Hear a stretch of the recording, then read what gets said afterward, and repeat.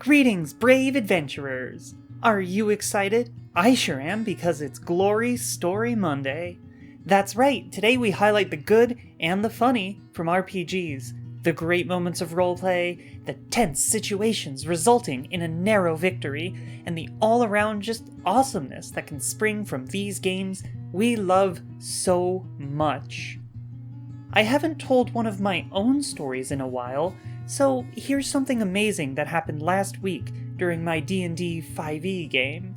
It involved miscommunication on several people's parts, but it resulted in some complete nonsense. Basically, we failed successfully. The cast for today's adventure: Carmen, me, a tiefling hexblade; Arya, an elf rogue; Himbo, a half-elf barbarian; Desiree, a dragonborn artificer; Emerald, a tiefling wizard; and DM, the DM. So we were attending a fancy party thrown by one of the senators of the city-state we were in. The same senator who had hired some goons to try to get our previous employer killed, and us by proxy, since we worked for him. Needless to say, we weren't overly fond of the guy. But this was still a fancy party, so why not live a little, right? Desiree and Emerald had been teasing a romance for the last several sessions, so they ended up spending the entire party just on the dance floor, kissing and being romantic.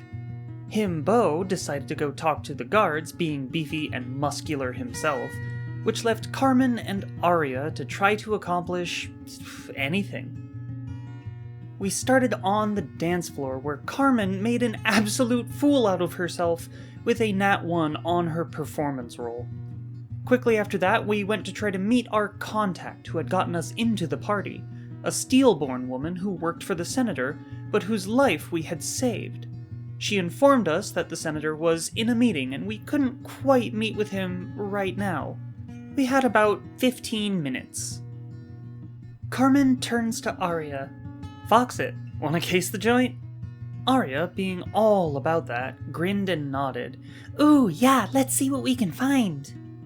We ended up doing a bit more than just casing the place. In an unguarded office, we found a desk. After a rather good investigation roll, there turned out to be a hidden drawer, which was locked. With a rogue and a pretty dexterous warlock, however, the lock didn't last very long. Pay dirt. Inside was a stack of secret letters and correspondence. We didn't have time to read them right then and there, so Carmen shoved them into her cleavage for safekeeping. Hopefully the senator was done with his meeting by now. Rejoining their contact, the roguish pair found themselves face to face with the man of the hour. Some conversation back and forth revealed very little that they didn't already know. Definitely not helped by neither of us rolling higher than a 10 for insight. It was now that I decided to reveal some things about Carmen's story. You see, she's a warlock. She has a patron. Warlock powers don't come free, and her patron absolutely wanted something from her. Carmen asked the senator all he knew about a disappearance 18 years ago, which she'd been told by her patron he was involved with. Of course, he denied knowing anything apart from what was already publicly available knowledge. And here's where the low insight rolls really took their toll on us. Neither Arya nor Carmen could roll higher than an 11 or 12 total. We weren't getting anything out of him. Arya left to go check on the others, but Carmen remained behind. "I know there's something you're not telling me. My informant on this one is the Lady of Shadows." Carmen leaned in closer. "A fairy tale told you about me? You've started believing fairy tales now?" The senator raised an eyebrow. "You should probably start." Carmen was just seconds away from pulling out her packed weapon and threatening the man when Himbo burst into the room with a confused Arya behind him.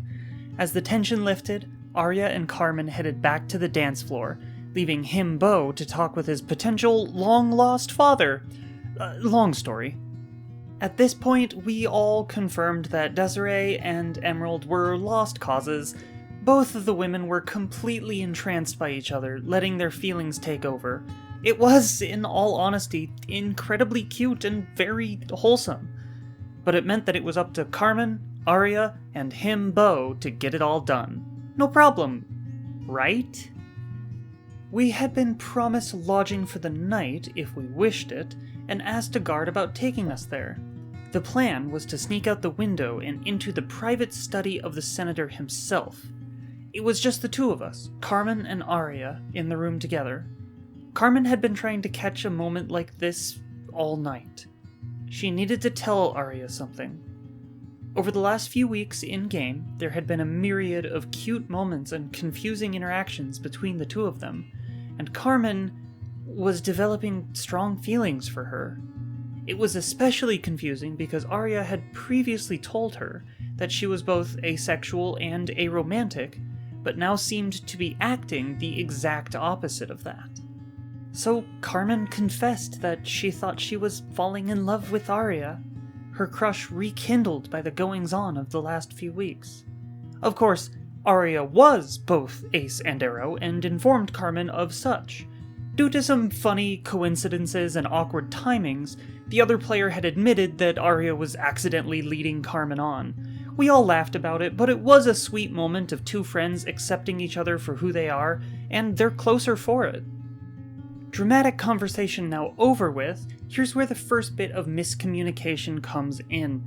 Carmen had thought the plan was to rob him, but Arya's plan was just to check out what was going on, after praying to her mysterious deity/benefactor/we don't really know. What they needed was a distraction, and some muscle. While Arya left the room to find him, Bo, Carmen went about starting to pretend that she was undressing, with the door open enough for the guard outside to get the idea. The plan was to create a situation they wouldn't want to barge in on, even if nothing was happening. Luckily, Carmen was a good actor. 18 charisma, baby! With him, Bo, in tow, Arya returned and locked the door. It was at this point Carmen began to make noises in order to make it sound like everyone in the room was engaged in some activities. Activities that the guard wouldn't want to walk in on. Distraction now in place, Arya tried to stealth out of the window.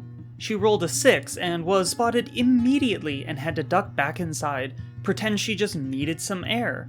So the window wasn't going to work at all. A new plan was devised. Carmen pretended to be drunk. Very drunk. Arya and him, Bo, did as well. The three of them stumbled down the stairs. Carmen stayed near the guard to distract him, while the other two set about the window, trying to get it open. The new plan was to access the private study by simply walking out the window and looking in.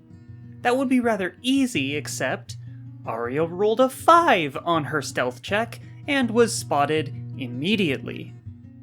In the ensuing chaos of guards running around to clean up the mess of a drunk partygoer falling out a window, Arya had to go with them in an effort to draw them away. It was at this point that the miscommunication really shone through, for Carmen, you see, thought that the plan was still to rob the study. She stealthed herself, but not before employing a little bit of magic. One guard was left and looking in the complete opposite direction, so she paralyzed him with a hold person spell.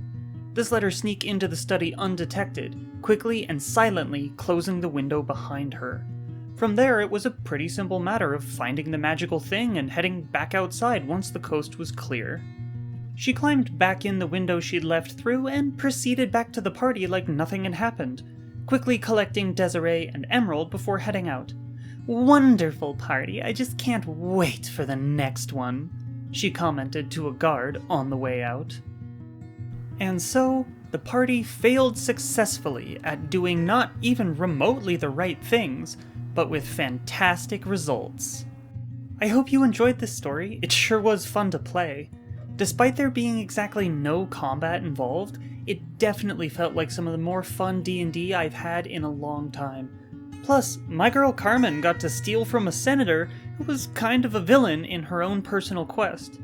It ended up being some headgear that gave advantage on perception checks, which went right to Himbo. Yeah, the Himbo has the best wisdom in the party. I really shouldn't be surprised by that, in all honesty. This story had it all: action, suspense, drama, romance, friendship, skullduggery, you name it. Don't forget to like the video if you liked the video, and subscribe if you haven't. You can also hit that bell notification icon if you'd like to be notified when I upload a new video so you never miss out on the next story. And don't forget, Wednesdays are Community Day. All stories presented will be taken from my viewers, either here in the comments or from my Discord server, which you can find in the description below. I'd love to see you all there. Until then, though, let's douse the fire and get back to our own adventures.